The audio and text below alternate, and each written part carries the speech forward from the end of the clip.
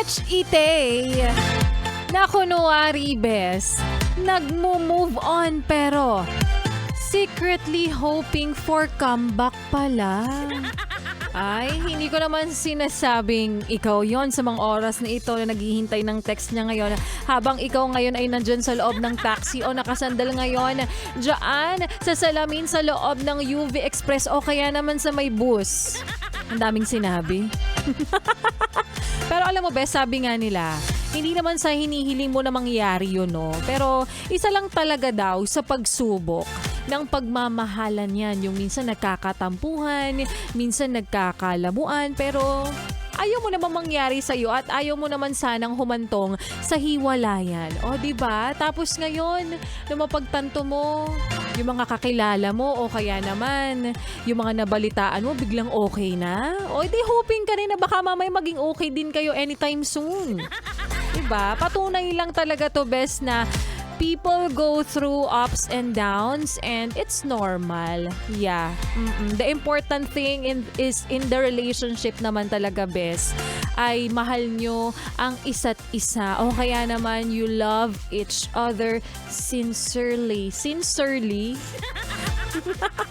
O diba nakakakilig kapag nakakarinig ka ng mga storya ng ibang couples o kaya naman mga married couples na pagkatapos ng kanilang pinagdaanan, heto sila matibay at kabit na kabit pa rin sa isa't isa.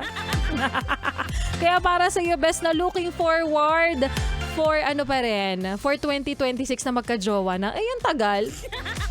Hindi, looking for the one pa rin hanggang sa mga oras na ito.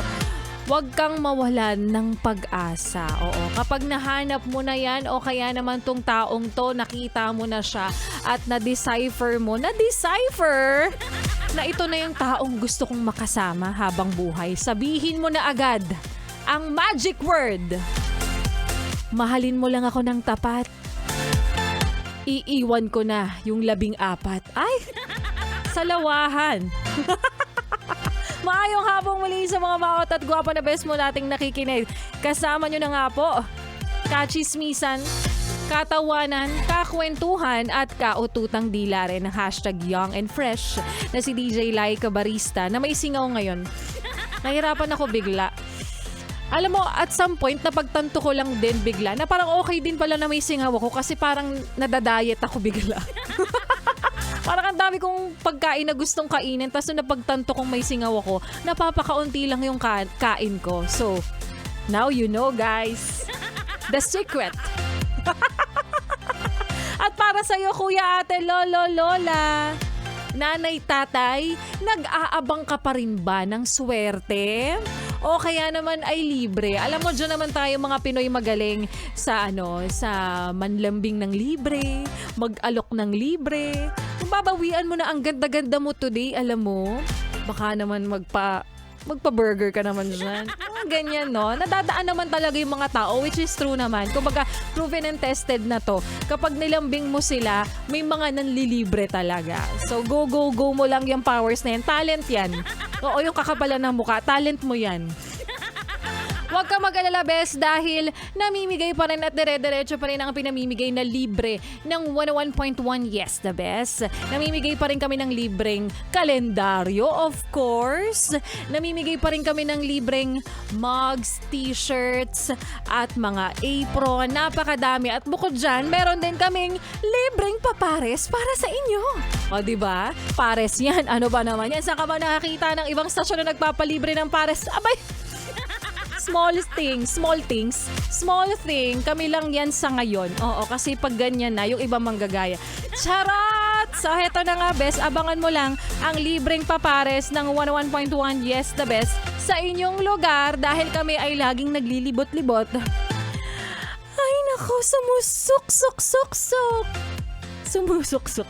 sumisiksik-sik din sa kanto't sulok ng inyong lugar. So abangan mo lang kami, ang mga DJs ng 101.1 Yes the Best, at magbabalik po si Laika Barista at mamaya, bes, sa aking pagbabalik.